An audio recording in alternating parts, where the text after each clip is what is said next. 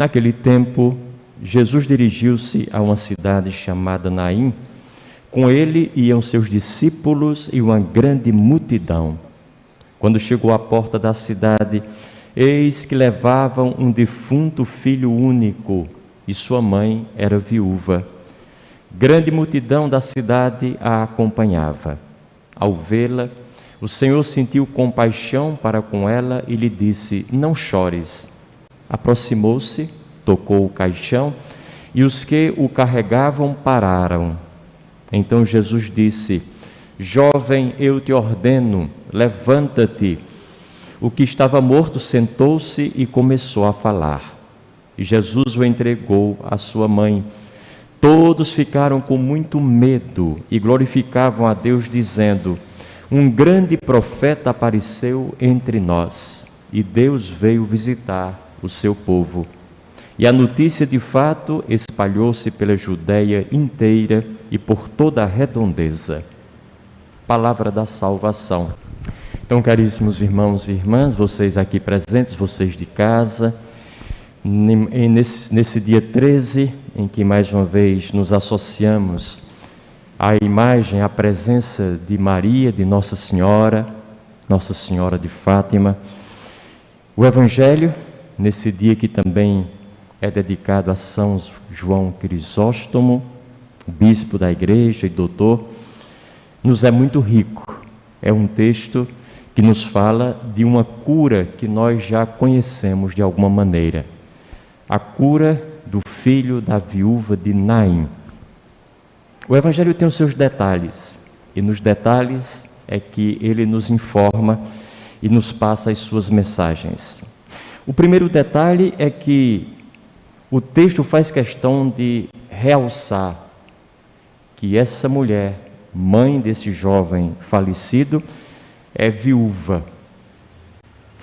É bom a gente ter na cabeça a ideia de que os pobres no Antigo Testamento e no princípio do Novo Testamento eram sempre identificados como os órfãos, as viúvas e os estrangeiros. Eram as classes que mais representavam os pobres na época. As viúvas, por uma razão muito simples. Numa sociedade patriarcal e patriarcalista, o homem é quem mandava. A mulher não trabalhava, a mulher não podia produzir absolutamente nada. Dependia em tudo e por tudo do homem, da sua iniciativa, do seu trabalho, da sua presença. Se o homem deixa de existir numa casa, naturalmente a mulher fica à revelia, a ver navios em péssima situação. A mulher perdeu não só o marido, mas agora perdeu o único filho que tinha, que também era homem, e certamente, na ausência do pai, fazia as vezes do pai. Não tendo mais o pai, não tendo mais o filho, ela estava completamente abandonada. Era alguém que precisava da misericórdia de Deus e, naturalmente, da atenção, da caridade, da solidariedade da comunidade vigente. Com isso, Jesus Cristo renova a sua opção pelos marginalizados, pelos empobrecidos, pelos sofredores do mundo, por aqueles que estão sempre à revelia, sempre na periferia da vida, para aqueles milhões e milhões de carentes que precisam da sua proteção. O lado de Deus é do lado dos pobres. E eu costumo dizer para nós que não somos necessariamente pobres, que o lado de Deus é o lado dos pobres e daqueles que, não sendo pobres, optam pelos pobres. Estão do lado deles também, ajudam-nos, são solidários, fazem-se aquilo que sempre foram, irmãos e irmãs dos mais pobres. E aqui a gente fecha esse primeiro parênteses para dizer que os detalhes continuam. Era um jovem, e a gente sabe que é muito penoso quando uma família perde uma pessoa jovem. Quando uma pessoa idosa, de 85, 90 ou mais anos, falece, para nós já é um choque. Às vezes a gente passa o tempo todo achando que está preparado para se despedir da avó, do avô.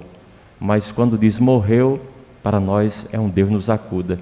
Nessa idade, com toda uma experiência, toda uma convivência, uma riqueza de presença que nós tivemos a sorte de ter. Mesmo assim nos assusta muito nos faz tremer nas bases.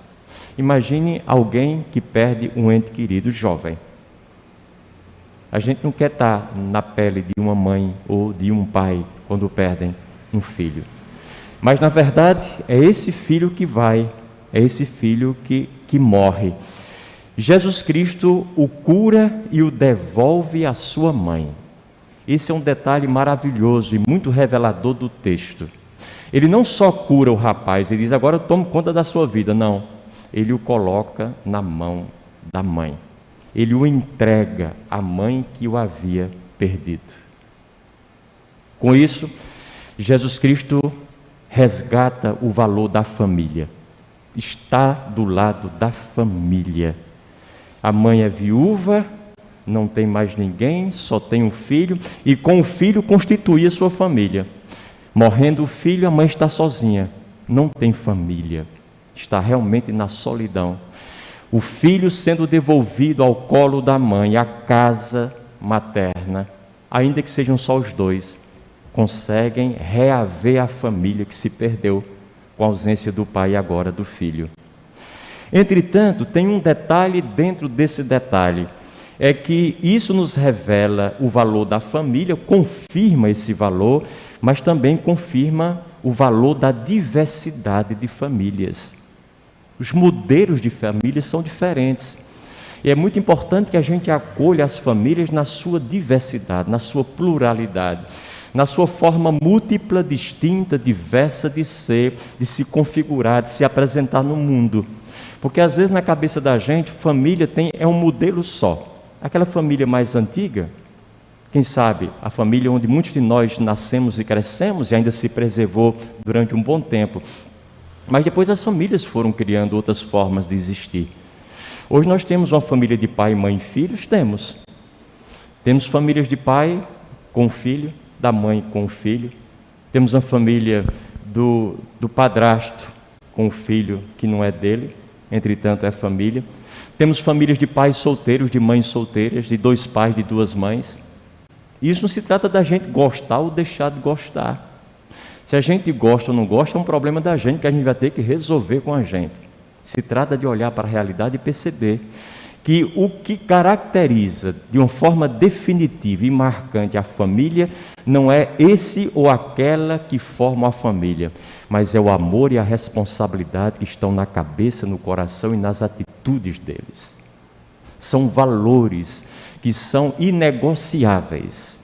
As configurações podem mudar, os valores permanecem, para além do nosso modo didático de estruturar-nos em família. Esse é um segundo detalhe que a gente não pode esquecer. E Jesus, então, é aquele que traz a felicidade a uma família desconhecida dele. Ele conheceu aquela mulher naquele exato momento. Diferentemente da ressurreição de Lázaro, que ele traz aquele homem que havia morrido para o seio de uma família amiga sua. Ele já conhecia Marta e Maria, Lázaro, frequentava a casa deles. Aqui não, é uma família totalmente distinta, fora desses laços de amizade e de afeto de Jesus Cristo. O que isso quer dizer para nós? Uma coisa muito simples: a confirmação da parte de Deus da sua presença universal e igualmente libertadora entre todos nós. Jesus Cristo não faz acepção de pessoas.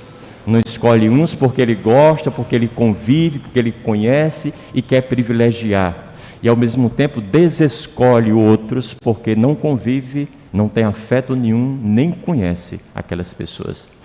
Todas as pessoas estão ligadas a Deus e recebem dele essa presença por igual. Ninguém está à frente, ninguém está atrás. Todos gozamos da mesma presença divina, libertadora. Depois Jesus Cristo manda parar o cortejo fúnebre. Ele barra o processo da morte daquele jovem. Literalmente, ele resgata aquele rapaz para a vida. Ou seja, nada no mundo tem um poder sobre a nossa vida, só Deus. Só Deus é quem para o nosso enterro. Só que em Deus é que esbarra o processo de morte inerente a cada ser humano. Ninguém tem esse poder da vida. A nossa vida está nas mãos de Deus. E é por isso que nós devemos vivê-la plenamente. Nunca devemos antecipá-la ou desejar antecipá-la, porque há sempre muita riqueza que nós não conhecemos ainda e que está batendo à nossa porta. Se tivermos 50 ou 60 anos de uma vida de sofrimento, não nos esqueçamos que a vida não parou, que ela continua. E quem sabe amanhã nós tenhamos a alegria que não tivemos desde sempre até hoje. A vida sempre nos oferece surpresas, algumas não muito boas, outras mais ou menos e outras excelentes. E estamos aqui para sermos dignos daquilo que a vida nos dá.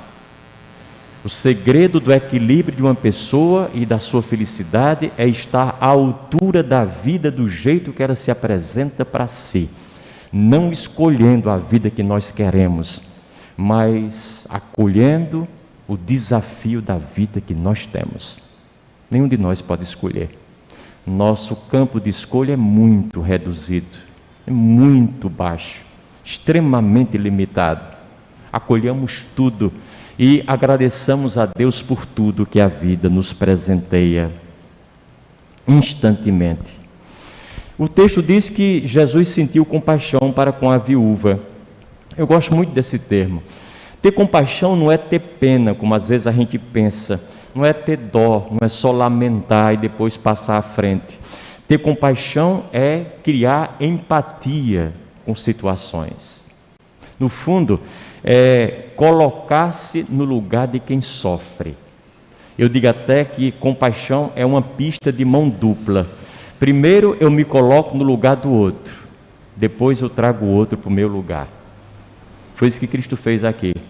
Colocou-se no lugar de dor, de sofrimento, de penúria daquela mãe que chorava a morte do filho.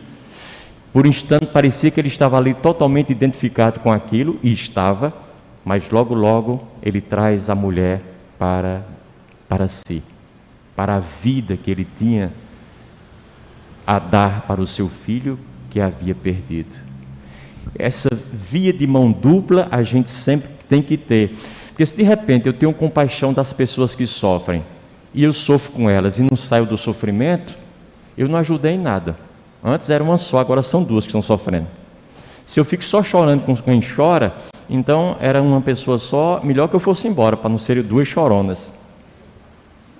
Se eu me torno pobre com os pobres, era um pobretão, agora são dois, a precisar da caridade alheia. Não, eu me compadeço, crio empatia e depois eu procuro oferecer o que a pessoa não tem e eu tenho. E eu a trago para a minha vida, para o meu padrão. E aí sim, eu a resgato. Eu faço o trabalho que posso e devo fazer para com ela. Depois, o enterro do filho da viúva de Naim coincide com o momento exato da entrada de Jesus Cristo pela porta da cidade. O enterro está saindo, Jesus Cristo está entrando e ao encontro. E aí acontece o milagre. Se o enterro passasse minutos antes ou depois, talvez não tivesse sido dado esse encontro miraculoso e não houvesse a reversão daquela morte. Quem sabe? Isso significa dizer que devemos estar muito atentos ao momento da passagem de Deus por nós, onde nós o encontramos, nas portas das cidades da vida, na periferia, nas calçadas, dentro da nossa casa, nos círculos de amizade, no trabalho, nos afazeres domésticos, no lazer com os amigos e amigas, nas viagens. Temos sempre que estar atento onde Jesus está passando por nós, para não perdermos a oportunidade do milagre acontecer. E às vezes, se a gente estiver muito desatento, muito descuidado, muito distante, alheio, vivendo aí de qualquer jeito, Jesus vai passar e a gente não vai se dar conta, não vai perceber. Passou aquele tempo de reversão das dificuldades. E aí nós definitivamente eternizamos as nossas dificuldades. Por quê? Porque não estamos atentos às oportunidades que a vida nos dá. E quando eu falo em oportunidade, às vezes a gente fica pensando assim, olha, eu não mudei de vida ainda, eu não fiz isso nem aquilo, porque eu não tive oportunidade. Na hora que chegar uma oportunidade, eu vou pegar nela e vou para frente. Lembro-me de um monge muito conhecido e sábio que dizia assim: se você é um daqueles que está esperando pela oportunidade da vida, pode esperar deitado, porque ela não virá. E ela não virá por uma razão só, porque ela já veio, rapaz, ela está na sua frente. A oportunidade está aqui. Todas as ocasiões, todos os momentos, os instantes, os expedientes mais comuns e rotineiros da nossa vida são a nossa oportunidade. Ou a gente pega naquilo que está acontecendo para melhorar, ou não adianta ficar esperando alguma coisa que venha do céu, diferente daquelas que nós já temos. Não virão. E quando vierem, se vierem, nós continuaremos sem estar atentos a elas. Não vamos percebê-las. Vão passar à nossa frente em brancas nuvens. Depois, e aqui eu termino, Jesus devolve a vida ao filho morto e o entrega à sua mãe, o devolve à sua casa, à sua família.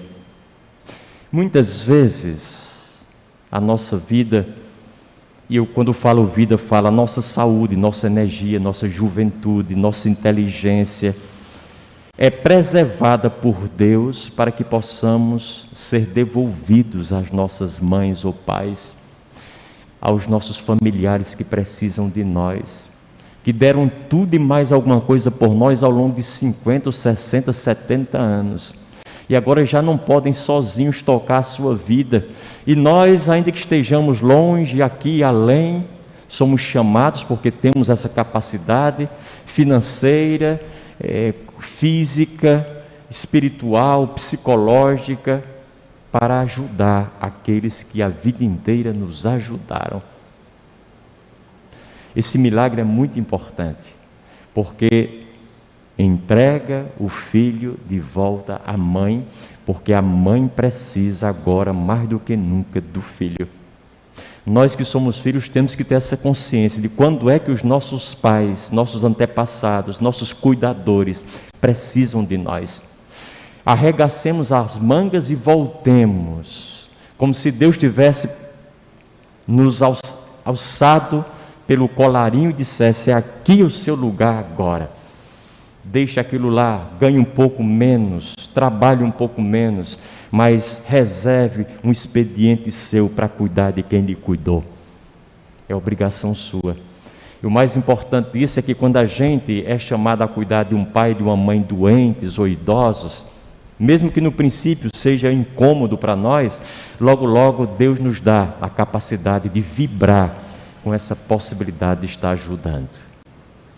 Por isso que eu digo às vezes aos pais e às mães, aos avós que estão doentes, prostrados, ou então que estão doentes, mas nem querem revelar a doença, porque não querem incomodar os filhos nem os netos. Não, eles têm a vida deles, senão vai ser ruim para eles. O outro já mora longe, o outro tem dificuldade, o outro tem um menininho pequeno, nasceu há pouco tempo, então não quer dizer nada para eles, para não incomodá-los. Incomode seus filhos, incomode seus netos. Nós fomos feitos para nos deixar incomodar uns pelos outros quando for necessário. Se nós não formos capazes de ajudar as pessoas nossas que precisam de ajuda, na hora que precisam, não valeu a pena viver, não valeu a pena nascer. Porque ninguém está aqui para outra coisa, está aqui para cuidar dos outros. A gente é que se iluda achando que está aqui para ganhar dinheiro, não está. E se ganhar dinheiro, mais e mais dinheiro é para cuidar mais e mais de mais gente. O objetivo da nossa vida é criar possibilidades de sucesso na relação interpessoal, comunitária, familiar, com o mundo inteiro. Esse é um dado. Nunca é perda de tempo cuidar dos nossos familiares. Estamos aqui exatamente com essa finalidade. Esse fato nos lembra quando Jesus Cristo, antes de morrer na cruz, ele se dirige ao discípulo amado e diz em relação à sua mãe: filho, eis aí a tua mãe. Lembram-se disso. E depois se dirige à mãe e diz: mãe, eis aí o teu filho. Aqui nós encontramos a ligação entre esses dois evangelhos. E o texto continua: e daquela hora em diante o discípulo acolheu Maria consigo, em sua casa. Jesus, irmãos e irmãs, deseja que nos acolhamos e cuidemos uns dos outros, como família que somos, como mães e filhos uns dos outros que somos. Sendo assim, quando uma mãe perdeu um filho, ao invés de se desmanchar em prantos, em lágrimas, em dores que não se acabam mais nunca, numa depressão que a leva para um quarto escuro, para uma cama, para o fundo de uma rede, e teme em não tirá-la mais de lá, é bom que essa mãe que tem fé e está passando apenas por uma dor muito profunda, nunca se esqueça dos muitos outros filhos que tem no mundo para cuidar, os de casa e os de fora de casa, porque é nessa relação de família que Deus quer que nós nos construamos. Da mesma maneira, quando um de nós, filho, perder a sua mãezinha, não importa com que idade e a que altura, não nos esqueçamos de todas as outras mães que Deus colocou sob a nossa responsabilidade e sob o nosso cuidado. Se não a de dentro, que já não existe mais, a do lado, a da frente, a de trás, as do mundo inteiro, porque é como família que devemos nos relacionar sempre uns com os outros. E assim nos preparamos para viver nessa grande família de Deus, que já se ensaia aqui e se define no futuro próximo, que nós chamamos eternidade. Louvado seja nosso Senhor Jesus Cristo.